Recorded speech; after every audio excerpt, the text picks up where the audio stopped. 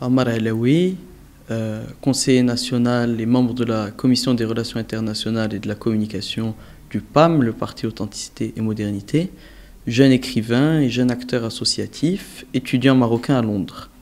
Ce livre est un manifeste politique coécrit avec le journaliste économique français Vincent Perrot du groupe LCI TF1.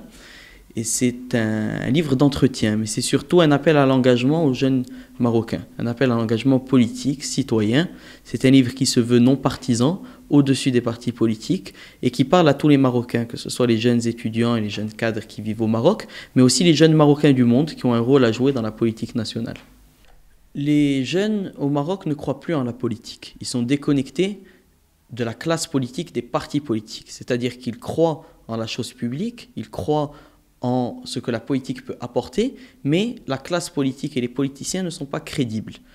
Pourquoi ? Parce qu'il y a du népotisme dans la scène politique marocaine. Il y a de l'affairisme, il y a de la corruption, il y a ce qu'on appelle la politique politicienne, et c'est ce que les jeunes refusent. Aujourd'hui, ce livre est une tentative parmi d'autres pour reconnecter les jeunes avec la scène politique marocaine. Et c'est pour ça que dans le livre, il y a des propositions qui sont très concrètes, très pratiques. Il y a toute une batterie de mesures qui, à mon avis, peuvent permettre de réconcilier les jeunes avec la politique.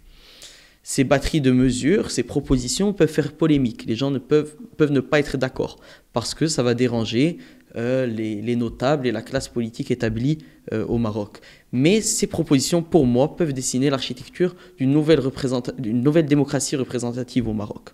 Le Maroc a fait le choix de la démocratie et ces mesures peuvent y participer. Parmi ces mesures, il y a la fin du cumul des mandats, qui est une chose importante pour moi, parce qu'aujourd'hui, un politique est à la fois maire, député, membre du bureau politique de son parti, et donc il n'a pas de temps pour toutes ces tâches-là. Et en plus de ça, il bloque des jeunes et des femmes qui pourraient occuper ces opportunités politiques-là. Donc la fin du cumul des mandats est pour moi une priorité. Il y a également certains députés qui sont au Parlement depuis 50 ans.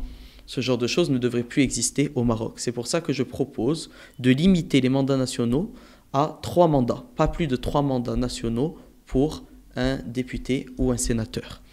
Et enfin, une autre proposition, lors des dernières législatives de 2011, novembre 2011, il y a eu la liste nationale des jeunes. La liste nationale des jeunes, il faudrait la reconduire aux prochaines législatives, mais l'étendre aux jeunes femmes, parce que c'était une liste nationale pour les jeunes hommes exclusivement. Or, je trouve ça sexiste et machiste que les jeunes femmes ne puissent pas avoir également une représentation au Parlement.